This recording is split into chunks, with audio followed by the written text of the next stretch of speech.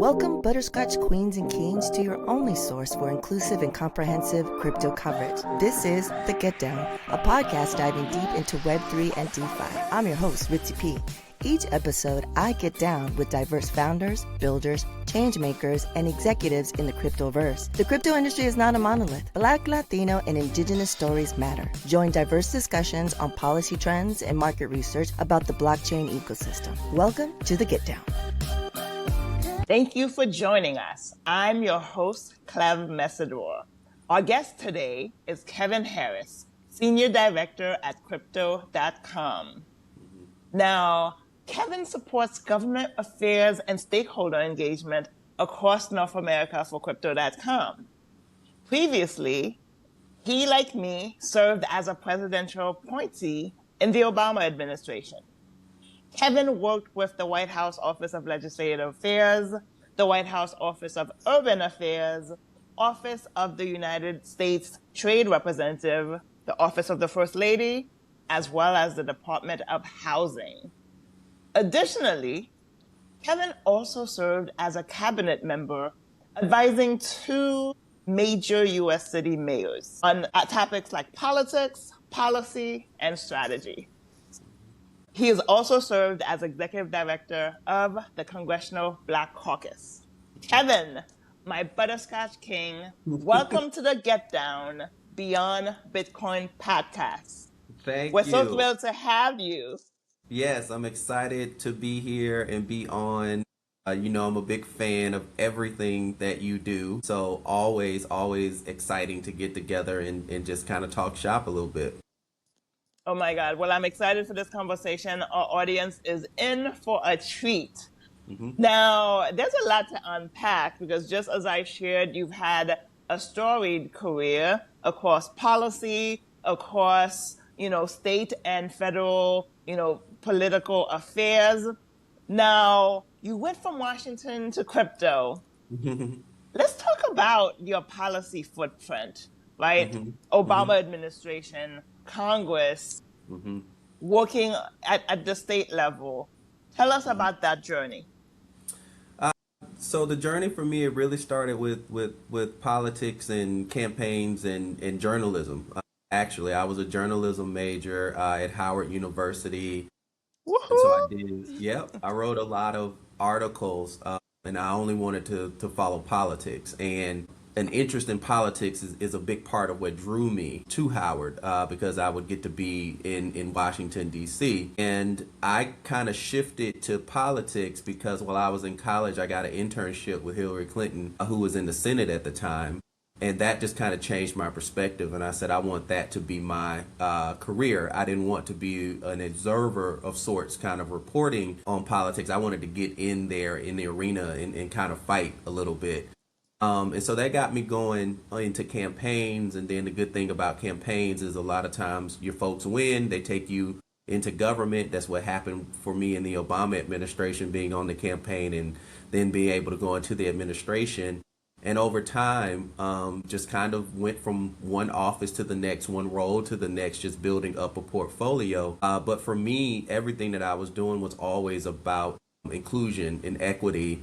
And being very committed to advancing, making sure people, particularly minorities, people of color, people who grew up how I grew up, that they had a seat at the table. And so that's really the through line through all the different things that I've done. If you go back and you look at any of those roles, you will always see where there was some action that I got to take to be a part of to kind of help level the playing field and bring voices into the process that weren't there before. Wow.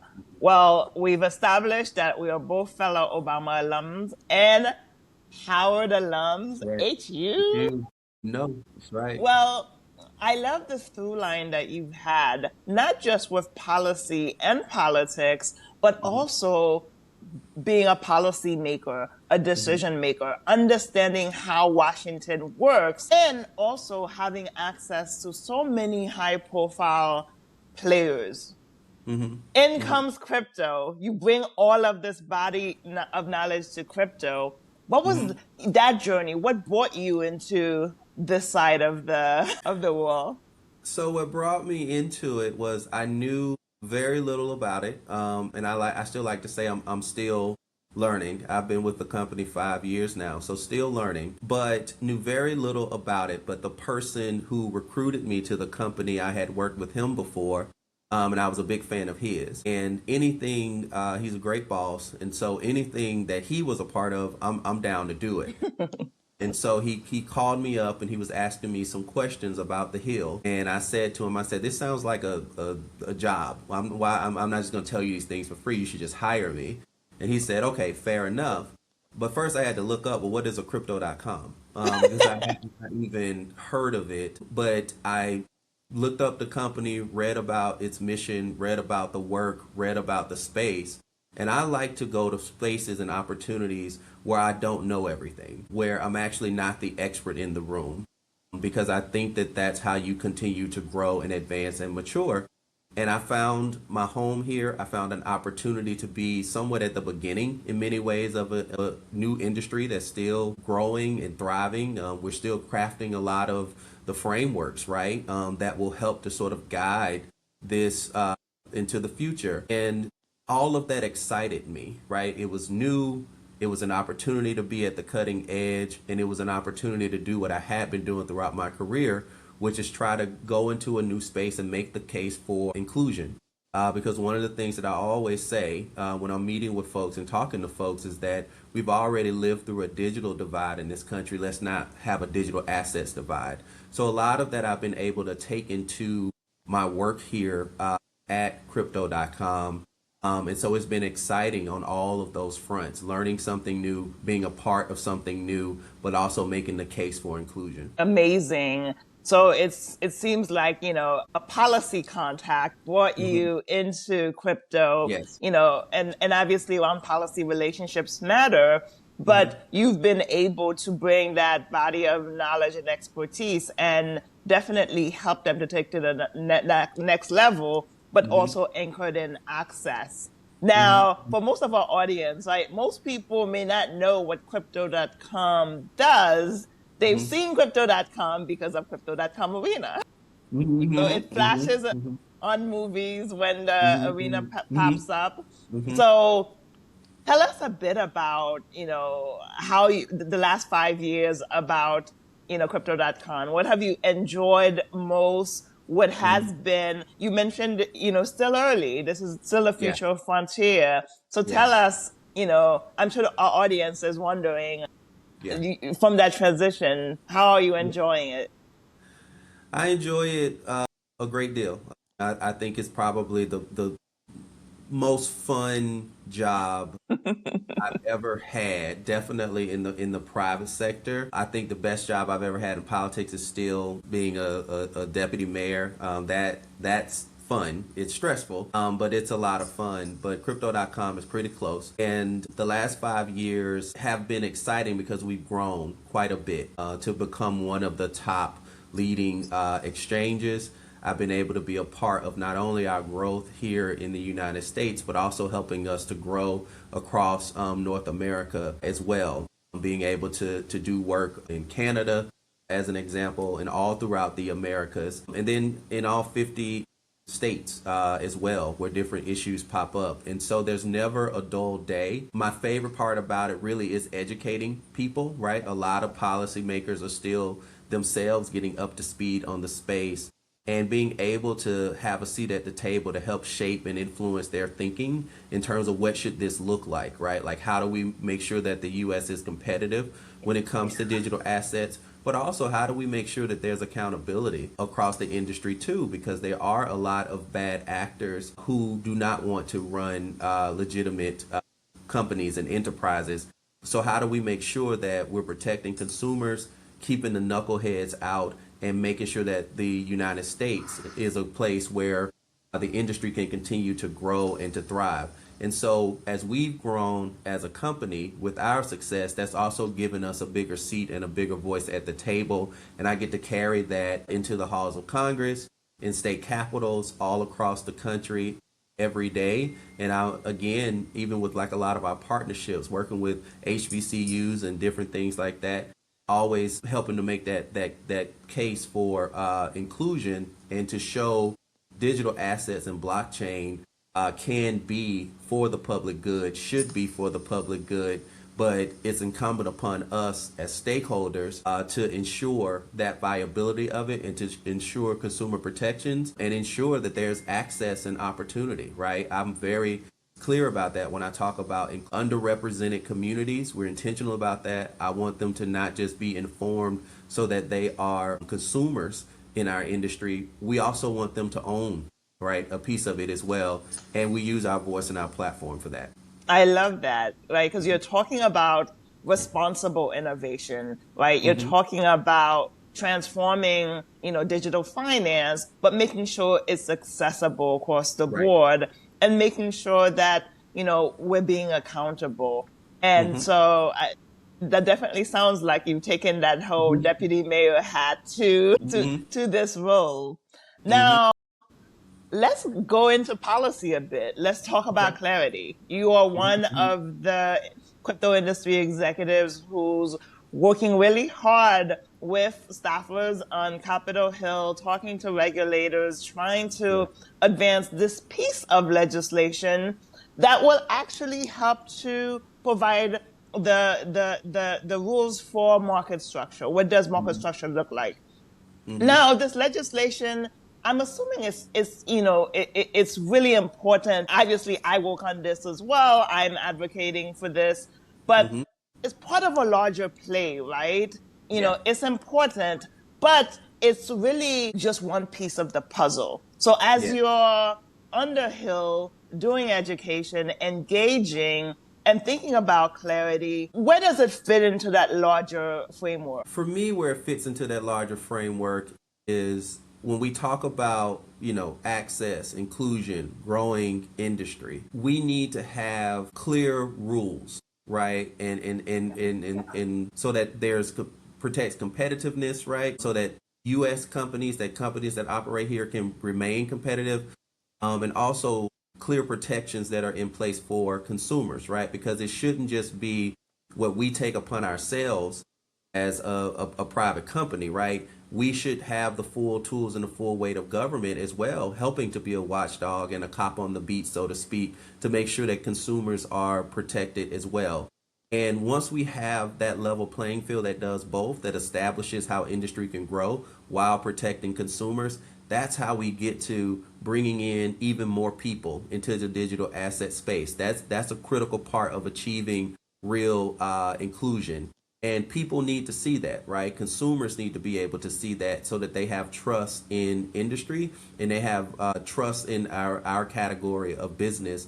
And market structure is a tool that helps us to be able to do that. And so for me, market structure, access, competitiveness, expansion, all of it goes hand in hand, but a strong foundational piece of that is market structure. It is the Clarity Act.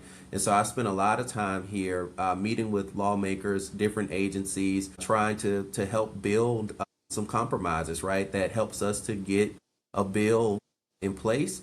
It may not be perfect, right? Nothing that's this big and complicated gives everybody everything that they want, but certainly where we are is we do have a product that can help to advance the sector. And so we're optimistic, we'll see where things ultimately land. There's still some issues that have to be worked through and talked through, and hopefully we can get there this Congress. And if for some reason we can't, then we'll look at whatever other avenues we can go through to make sure that we achieve everything that we want to see achieve. But we want to continue to see growth. We want to continue to see expansion, and it's a lot easier to do that with a market structure bill in place. But if not, as we've seen over the last several years, it's continuing to grow. And so we just have to do everything we can on our end to make sure the appropriate guardrails are in place. Well, I love the way you put this, right? That, policy is an exercise in compromise, right? And this piece of legislation is about finding that piece of compromise. But also you said that the rules here matter. They matter to provide the clarity to the industry, but also to ensure U.S. competitiveness, but also to provide, an understanding of how consumers are protected.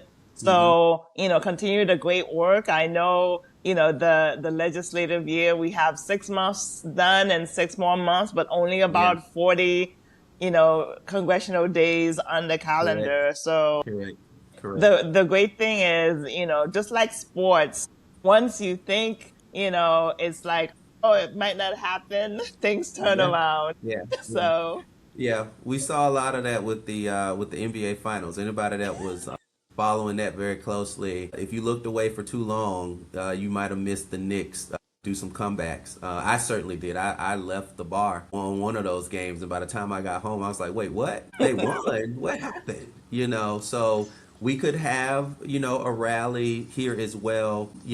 I think that there's a core group, that a bipartisan group, that's been very diligent. They've been doing the work, right? Doing what we would want our legislators to do, which is come to the table and try to work on problems, right? And solving problems and issues. And they've done a great deal of work on this for a period of time. And we'll see, we'll see what we're able to get. But for us, whether it's in place or not, we continue to live by our values, to continue to grow and expand here in the United States and prioritize our customers. step by step. Well, continue the great work you're doing. As you said, engagement of policymakers, but also, key federal agencies, as well as key stakeholders is part of the work that you do. I am the executive director of Blockchain Foundation. We've done a lot of work together with Blockchain Foundation and Crypto.com. I'm excited about something we'll be doing this August. August, Crypto.com is coming together with Blockchain Foundation to host a policy house on Martha's Vineyard. Solana Policy Institute has joined as a sponsor. Now, you do a lot of work. You mentioned HBCUs, you mentioned outreach. Why is this level of engagement outside of Washington, outside of Capitol Hill important? It's important because that's how you reach people. That's where the people are. Whether you're doing things that help to advance workforce development, that's where a lot of your talent is, and that's where that's where the consumers are. And everybody owns a little piece of this, right? I do a lot of work with attorneys generals, right? They're important to the process. There are a number of state laws that are applicable here as well to industry. That needs to be tended to. Education needs to happen there as well. And so you really got to get out. And what I love is having that sort of balance where my job encompasses the state and local and the federal, but being able to have that full balanced perspective. When I'm having conversations with a senator, I often know things about how legislation and perspectives of what's moving in their state. So being able to have a comprehensive view of what's happening all around the country and carrying that into federal conversations, and then carrying the federal conversations into what states are doing, it really does help us as a company be able to keep our finger on the pulse of what's happening, what's moving, what the opportunities are, but also what needs to happen to shore up any issues, right, that need to be addressed, so that we can advance more adoption of cryptocurrency, but also make sure that that's being done in an equitable way. Amazing. You talk about, advancing this work on multiple fronts, because you can't just do advanced policy on Capitol Hill. You have to engage key stakeholders. I love that you mentioned attorney generals, but also, where some of these policy makers, gather, and which is one of the reasons, I don't want the audience to think, oh, we're just going to Martha's Vineyard, but every August, not just Washington policymakers gather on the Vineyard, but also you mentioned the state work that you do. Mayors gather there, state officials gather there, governors gather there. Right. So it's an important time to inject this policy conversation, which is why we're doing a policy house, why we're bringing key folks to the table to talk about where we are on policy, but also bring in some of the issues that matter to key segments, key stakeholders, key constituents. So, the work continues. I'm looking Forward to it. Actually, my first chance that I ever came to the vineyard was because of you. Coming up there to be present and support some of the great work that you guys are doing, and it was incredible. I loved it. I Last thought it, year. yeah, it was such a great convening that you organized, and you're right. There are folks there from all walks of life that are there engaging, right, on various issues, and it's always funny, and we're honored to be sponsors and partnering with you again this year. But it's always funny because I have to get things like that approved, and they're like, "Wait, you want to go to Boston?" And you're like, "Yeah, okay." Like, no, serious. It's like a real thing because they're just thinking you just want to go up there and party, and you just want to expense it. But it's like, no, I actually want to. Like, there's work, man, that gets done there. And that's certainly the case. There's serious like conversations, and it's nice to have a convening like that outside of the Capitol and be able to kind of step back and look at things holistically, and to have people engage and learn from trusted voices, and be a resource and be able to just share with each other and talk about what you do know and the expertise you can bring to the table, but then also be in a safe space to say, look, I actually don't know the answer to that. Can you help me? Can you teach me? How do your resources fit into this?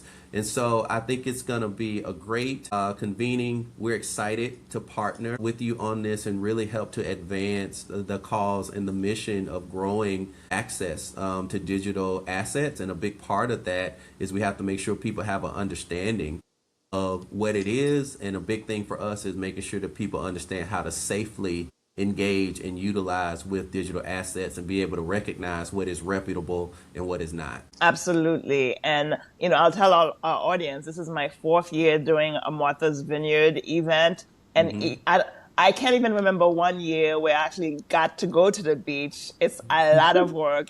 Doing events on the vineyard is very difficult. But also, we know that, there are people who hear a lot of hype around blockchain and cryptocurrency who don't understand it, but also who think that it's not for them. And I love the way you've been talking. You've been talking about consumer protection, which is very different than financial inclusion. So you understand that both matter. Right. But people have to feel that blockchain cryptocurrency is accessible to them, right? They need to see it in their community centers. They need to see it where they vacation. And obviously we work at the intersection of policy and crypto. So we want to be where the policymakers are and can have a light conversation around, crypto. And I think, for the audience, you've already shared that you enjoy working in crypto. But, can you do a little, demystifying of the space for folks as well? Because I think for a lot of folks, they see crypto people and they think those people, right? They don't see them as part of their community, as people engaged in their workforce and their workplace. And this is a foundational technology, similar to any others that have really helped everyday people, key stakeholders, have a better state of life. Correct. Well, what I often say to people, I often remind them that's what fintech is, right? Like not necessarily every generation, it moves faster than that, but every generation of sorts, there's some new advancement, right, that happens within financial technology that helps to make, financial services more efficient. And crypto is just the latest. Crypto and digital assets is just the latest iteration of that. And one of my favorite things to do with groups is I remind them of things like a debit card, right? There was a time where people said, that's crazy. You're going to put all your money on a card and walk around with it? That's crazy. Then everybody got a debit card. And now people don't even have debit cards. They don't even have cash. They just do Apple Pay. Like they just pay, right, on their phones or whatever the case may be. There's always advancements that help to make things in financial services more efficient.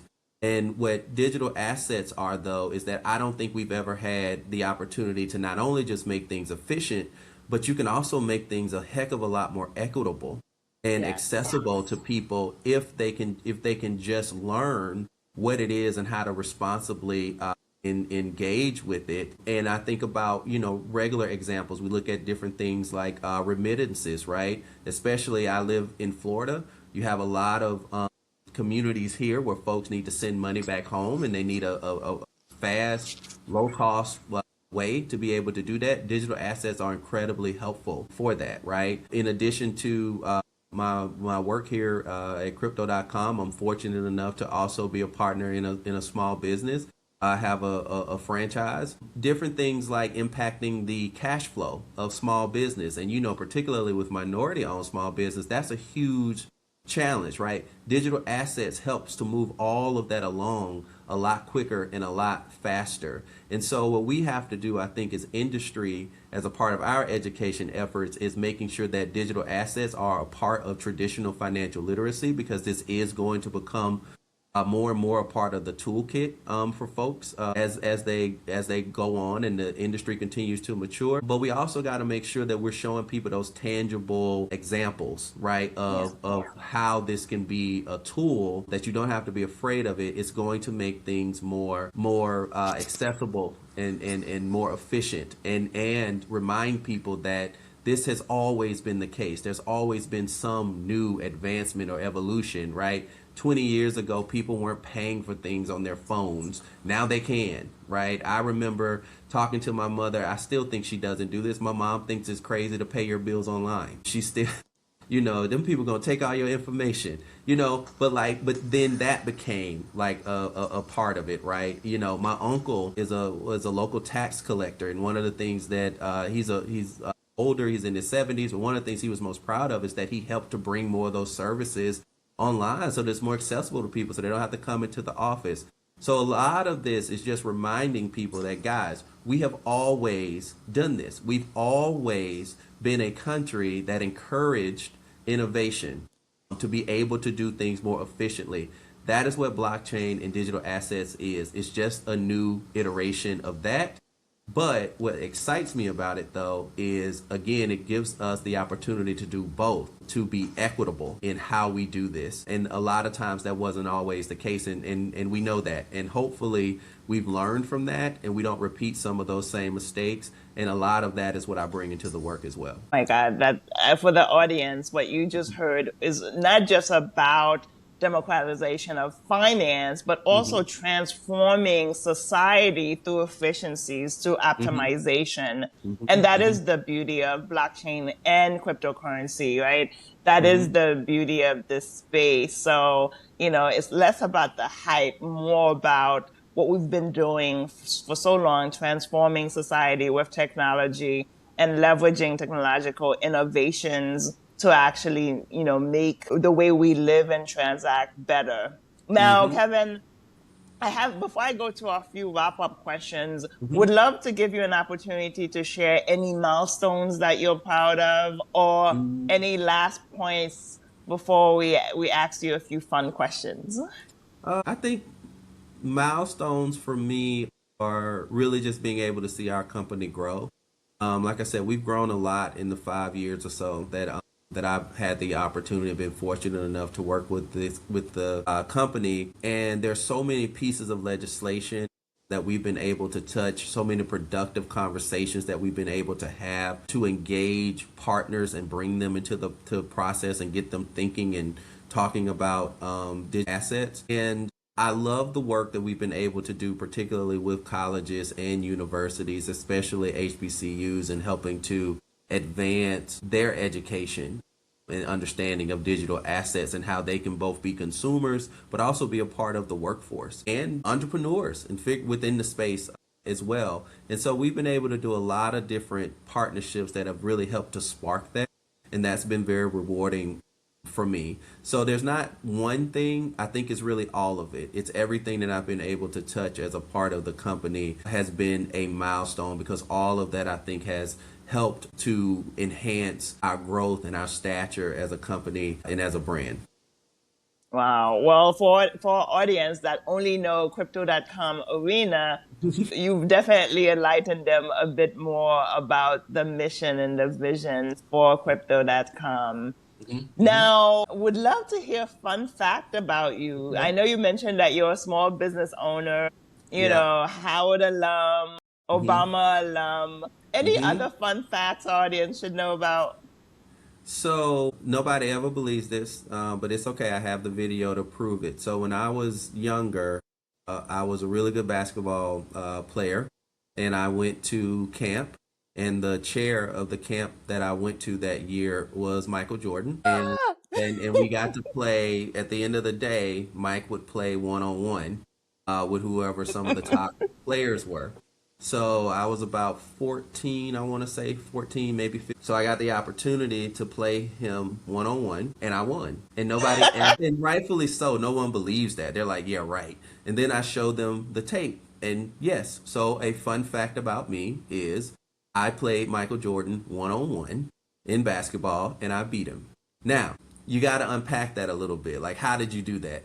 What helped me out tremendously is we only played till 3. But it was his rules. He picked it. He picked it to 3. It was his rules. So even though we just went to 3, I won, and it still counts because he picked the rules. It was whatever he wanted to do, and he lost, and I beat him. And so that's my fun fact. And anybody that doesn't believe it, I got the video to prove it, because you have to have the video to prove it if you're going to tell that story. Else people just think you're some kind of fool. So yes, I played Michael Jordan one on one, and I beat him. And being around him, being around him, and then being around, the President Obama, like I've been able to be around a lot of greatness and just watch them and hear things from them and learn things from them that I definitely try to take into my life and into my work. But that was not only one of the most interesting, I think, things that I could say that I did. It was one of the most pivotal because of just what it taught me about work. And part of the reason I can walk up to any office, even if they're skeptical about crypto or I don't know, is because it's like, look, man, if you can walk up to Michael Jordan and talk trash and then score on him, you can go into this office and talk about crypto. Love it. For the audience, he beat Mike. I'm sure some people are thinking he let you win. You have the tape. No, You you beat gotta him. show the no, dude. He didn't care that we were kids. He would dunk on us. He was blocking our shots and everything else. He didn't like Mike likes to win. He don't care that you are a kid. So no, he did not take it easy on us. Now, I think had the game gone longer, I don't think I would have pulled it off, but I don't care. He picked 3. That's what we agreed to. I won. Oh my God. Just like you said, the Knicks just won a championship. That's right. So one of the games was just, they won by 1. I was just like, That's right. when it's a tough opponent, you could Yeah. just win by 1. That's right. That's right. A win's a win. Absolutely. Absolutely. Well, for the audience, especially people who, are new to crypto, I love that you stay humble, that you've been working at crypto.com for 5 years, and you still say you feel like you're still learning, you're still seeing it as a journey. For those out there, what do you recommend for them as they're learning, as they're trying to figure out, blockchain and cryptocurrency and what it means for them? Do you have any recommendations for them to read, research? Everything that Cleve does, you should read it, listen to it. That's a great resource right there, a great trusted resource. And then, a lot of the resources I think are getting easier and easier to find. You just go to reputable places.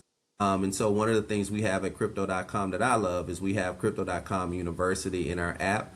And that's a great resource because no matter where you are in your digital assets journey, where you can be fairly advanced, there are resources there for you, but you could also be at the beginning and there are resources available as well to kind of help educate you, explain the process to you, explain how to use digital assets, what all the potential is that exists there. And so we have that and we constantly update that as a company. But there are lots of resources out there. But first, just make sure that you're listening to trusted, reputable voices as well. And that work is important. That's why we do so much work around financial literacy, right? Because even what we found is that even in places where they have strong financial literacy programs, very few of them have anything about digital assets. So a lot of our stakeholder engagement is about trying to help fill and close that gap. And I think that that's important, making sure that those resources are more accessible and more readily available to people.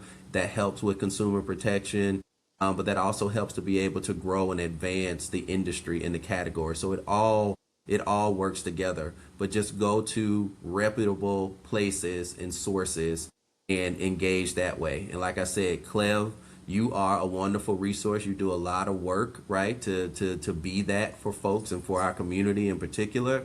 And then on the crypto.com side, crypto.com University is a wonderful resource. And please tell the audience again how to, you mentioned the app is a place to find, crypto.com University. Can they find it online as well? And how can they follow your journey? Yep, crypto.com. You can go to the website. There are resources there. And then all of the same things are in the app also. Wonderful. Well, Kevin, thank you so much for joining us. Any final thoughts as we wrap up? So I would just like to say thank you. Thank you for all that you do to advance the mission and advance the cause and to not just make sure that the industry is successful, but also make sure that showing that the industry can be successful and equitable at the same time, that the two are not that the two don't work against each other. They can actually complement each other and should complement each other very well. So thank you for all that you do and continue to do.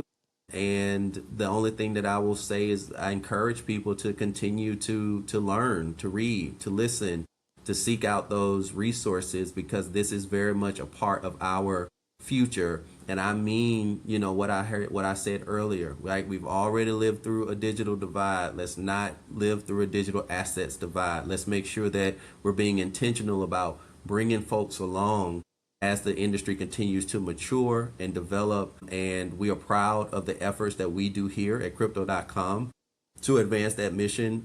And I'm honored to be a part of it. So thank you for letting me spend some time to just talk a little bit today. Well, Kevin, as a crypto industry executive, you hold yourself to such a high bar, and the work that you do is so important, not only because, it's about, competitiveness, it's about education and access and financial inclusion and consumer protection, but because we're growing an industry that is representative of everyone, and the work that you do, you seek to ensure that. So excited to work with you on the upcoming Policy House. To our audience, special thanks to all of our Butterscotch Kings and Queens out there for joining us for this important conversation. As you know, our podcast is now also accessible on FinTech TV, so check us out there. And all of our episodes, season 1 and 2, are available on your favorite platform. Thank you, our audience. Thank you, Kevin, and have a great day. Awesome. Thank you.